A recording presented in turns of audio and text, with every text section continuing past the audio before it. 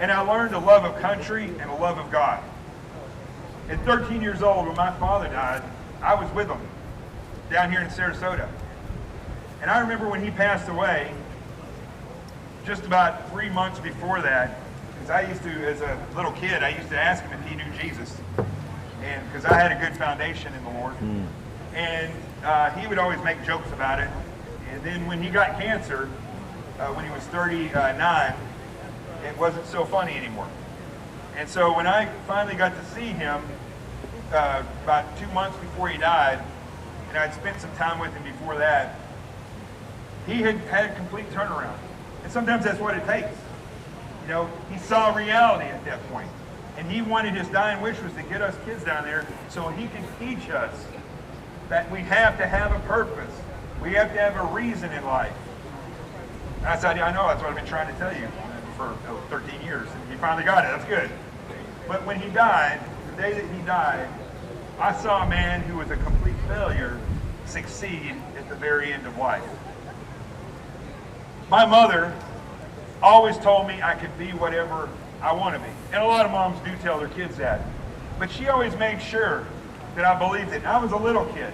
Again, I graduated from high school 259 out of 295. It wasn't so much that I was dumb. I didn't know how to study. Nobody had ever shown me how to study. So by the time I got to college, I was figuring it out. And I wasn't the greatest. I don't know how I got to college. Whoever it was that made that mistake, I thank them. But I didn't waste it. And I got through. Got a degree in psychology and a degree in political science, which I don't know what I was thinking when I got that, because I can't make any money out of either one of those either. But I didn't have anybody else that had ever been to college in my family, so I didn't know where I was going with this. But something changed. Something changed. These lessons that my mom had taught me. Show up. Be your best. If they tell you you're too small, then train harder. One time I had a coach, and he said, he gives me this speech. He gives everybody this speech. Whoever trains the hardest are the ones that they're going to get to play. Basketball coach, small town, Yellville in Arkansas. I said, all right, that's me. So we're doing line drills. You know, you go from the baseline to the free throw line, baseline to half-court line, baseline to baseline, and so on and so forth. And I wanted to prove a point that I was harder than anybody else there. So I wasn't touching the baseline. I was going all the way to the wall, touching the wall. When we got through with that, he was like, good Lord, you are motivated. All right, where's the big guys? That's what he did. Just called the big guys out there and they played. I never really played it. I just sat the bench. Still have bad knees from that. I'm sitting the bench so much. But I learned that I just have to keep going. No matter what they tell me, no matter what my hang-ups, I keep going. Now, getting into the SEAL teams was not an easy thing. I went to a recruiter in Arkansas who had never recruited for a SEAL before, SEAL officer. Because I read the books, I thought that being an officer was to be the best. I didn't know that wasn't necessarily the case. So I go to this recruiter, and he says, well, here's what you got to do. You got to do, push-ups, sit-ups, pull-ups. You got to do a run and a swim. And I said, well, what should I do? How many push-ups? He goes, well, it says here's the minimum is like 50 push-ups and 50 sit-ups. So we'll just do the minimum, but we'll do them really fast. And that'll impress him. That never works. I don't know what he was thinking. So it took me 3 years of getting in. And God works in threes. So my life goes strike one, strike two, and the third time I go, I hit a home run. That's the way I do it. I'm not afraid to keep going. And when I get into the teams, I finally get into BUDS. I go to Officer Candidate School with John Crouch as my drill instructor. I started to understand about mentorship and about taking what I have, what I've been taught, what the foundation of who I am, and building upon that. And so there's two stories that I just want to tell you, real quick stories. I don't want to take too long. When we got to BUDS, we were doing in first phase, it's just a beat down phase. And you do a lot of these things that don't make sense to you, but they make a lot of sense to the instructors. One of those things was we were going to do a 2-mile ocean swim, which last week was this long, and then Next week it's that long, and then it never gets shorter, but it's always a 2-mile ocean swim. And so the waves, because of El Nino, were literally cresting at like 30 feet or more from the back, and it was horrendous. So 2 classes go down there, and we try to swim through the waves, and it was unbelievable. Every single SEAL and person at the commands on the West Coast were on the berms watching these fools get cremated. And it was like being a celebrity, but it was a celebrity beatdown. That's what it was, because they were all watching us. So we go through these waves, and out of, I don't know, at that point there were still over 100 people. We hadn't been through Hell Week yet, so we still had over 100 people in my class. Only 7 people made it through. Now, if you do the math, that means somebody lost a swim buddy there. And so when we all lost our swim buddies, it just happened that 7 of us got through. And so we get there, and Chief Bonet says, you all are exactly what we want in the team. You're go-getters, you didn't quit. He's like looking at us now from the Boston Whalers. And we're like, okay, what are we gonna do? Are we gonna do the swim? He says, no. You're gonna swim back through those waves, and they're gonna do the swim in the bay. And I don't know about you all, but swimming out through waves is a lot easier than swimming back through waves, because you're gonna get your rear end handed to you. So, but he's like, I believe in you. We're like, okay, that's great. All right. So we turn around, but we didn't know that he was reporting 7 candidates were out there, and so they were already waiting on the beach to beat us because we lost our swim buddies. Even though he just told us that we were the best of the best. That's the way Bud works. That's the way it works. So we go back in, and we all got separated again. One of my fins got ripped off. My mask got ripped off because the waves were so big. I almost tore my calf. I got shoved all the way down. Imagine, the waves are almost this high where I'm at right now. I got shoved into the bottom of the ocean so hard that I felt like Mike Thornton was like just jumping on top of me and pressing me into the ground. So I'm like pressed into the ground. I swim as hard as I can. I got one bad leg, no fin. And I get up there, I take a breath, and I look, and there's another wave this high, crashes on top of me, shoves me right back down into the water. And I'm fighting for my life. I come back up, I barely got another breath, boom. I knew my breath was gone at that point. And when I came up, I tried to yell help, but I had no air. So it was a help, help. That's all it was. There's no way they could hear me. I get pushed under, and something came to me and said, just relax, stop fighting. Stop fighting the wave. So that's what I did. I stopped fighting the wave and held on. And then when I came up out of the water, I literally was at the footsteps of one of the instructors. And I learned so much that day. I learned so much about fighting what is happening versus riding the wave and working it out. And I also learned that no matter how much of a superstar you are, you get to shore, there's a pretty good chance you're going to get the beating of your life. And that's what I got. I got the beating of a lifetime. That lasted for about 30, 40 minutes.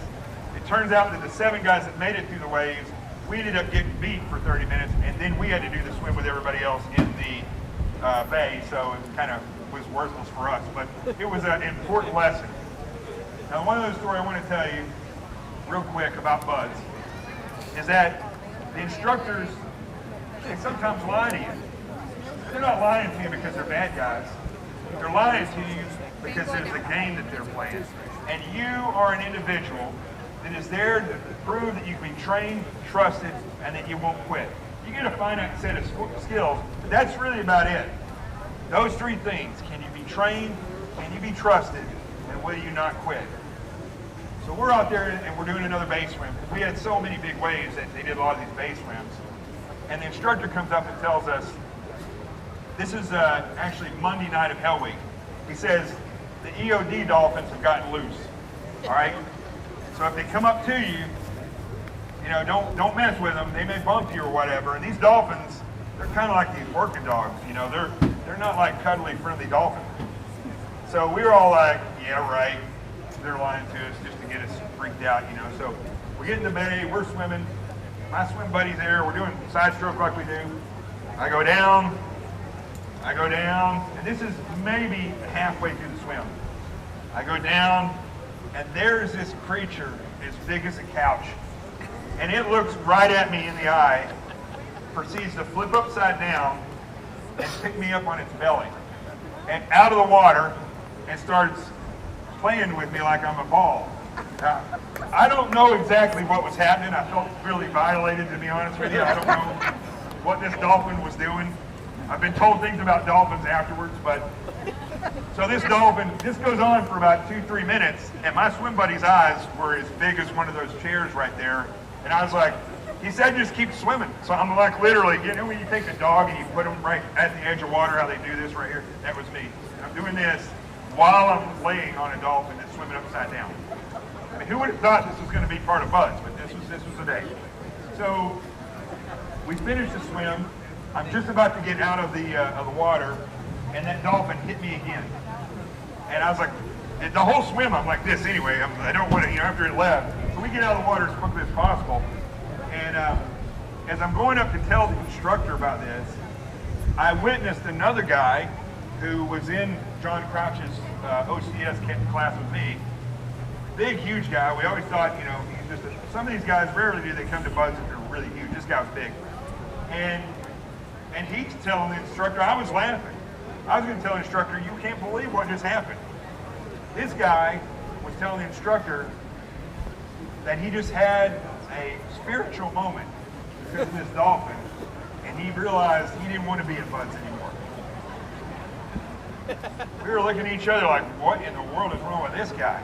You know, we just had the moment of our life. This guy decides he wants to quit because of the dolphin. And in a second, I looked at my swim buddy and I was like, you know what? That's the key to this. That's the key to getting through. Showing up to life, showing up to Buzz and saying, I'm not going to quit. It's the same thing, because we showed up there, in our mind, we would never quit. And when you do that, you look at things completely different. I thoroughly enjoyed that experience. Not from a weird way, but from a way of, this was the most incredible story. I knew from that point forward I'd be telling this story. But if you show up in life like that, you're going to see who you are. You're going to laugh your way through hard times. You're going to be able to persist. This guy, he didn't show up like that. He was looking for a reason to quit from the start. So I want to say one other thing about Tommy and Mike. So I was in the FBI, and I get a call one day as actually it wasn't me. I was just walking through the operations center, and somebody says, "Hey, I've got this weird phone call. This guy says that he knows a neurosurgeon that operated on an FBI agent that was a SEAL," and I'm like, "What?" So she tells me, I'm like, "You talk about Tommy Norris, he's a legend." And she says, "Well, here, you talk to him." As it turns out, this doctor had given a talk about service in the military. He was a neurosurgeon, and he talked about having operated on Tommy and how he watched Tommy's career from that point forward, and it was one of the most impactful things he ever had on his life, because he watched a guy who, you know, he helped give life to, or keep life in, go on and make so much of his life. And then the more, you know, I know about Mike Thornton and the story, and if you don't know that story, you should read this story. It's unbelievable. So I reunited Dr. Grant and Mike Thornton and Tommy Norris. The FBI let me take the truck and take them around. One side note story, I mean, I'm just like this in front of Mike and Tommy, and Tommy says, "Hey, do you want to see my medal?" I was like, "Yeah." He goes, "I don't know where it is." "Oh, wait, hold on a second. Here it is, right here. You want to see it? Want to hold it?" I'm like, it was like holding a nuclear, you know, yellow cake. I was like, I didn't know if you enjoy it or not, so I handed it back to him and ever so gently. He's like, "Oh, okay." He's back in and walked off. Unbelievable experience. But what I got to know Wally Grant tremendously after that, because he lived in New York and became a mentor of mine. And one thing that he definitely taught me, which John Crouch taught me, which the actions of Tommy Norris and Mike Thornton. Mike Thornton, the day when he rescued Tommy Norris, Mike Thornton showed up to work. Mike Thornton showed up to do his job, and he showed up as somebody who was a success and not a quitter.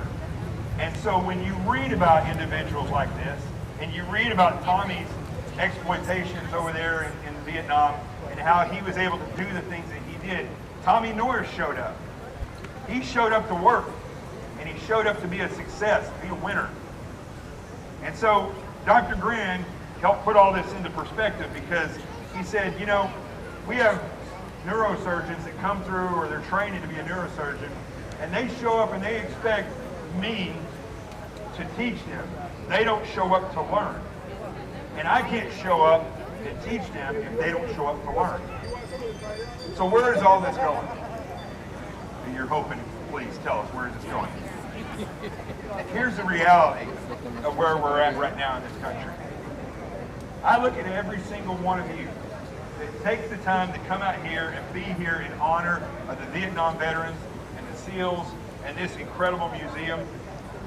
And I see people who are willing to get up off their couch. This is what we have to do in this nation. We have to get up. We have to realize that it's our duty to show up. It's our duty to start taking charge. Because the Founding Fathers did not intend for people that we didn't elect, for people that are not qualified, for people who show up for individual narcissistic reasons. They did not design the Constitution for them. They designed it for you.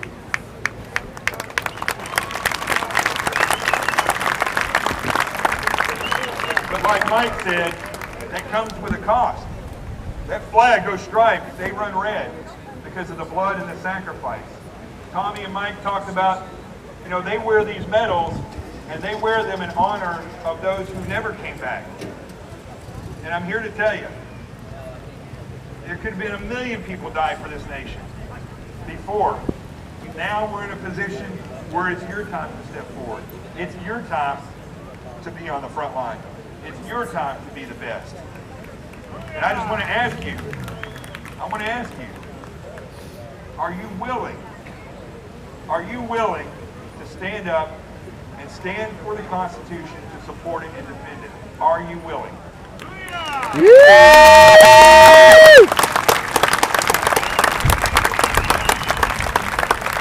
Because it's calling you right now.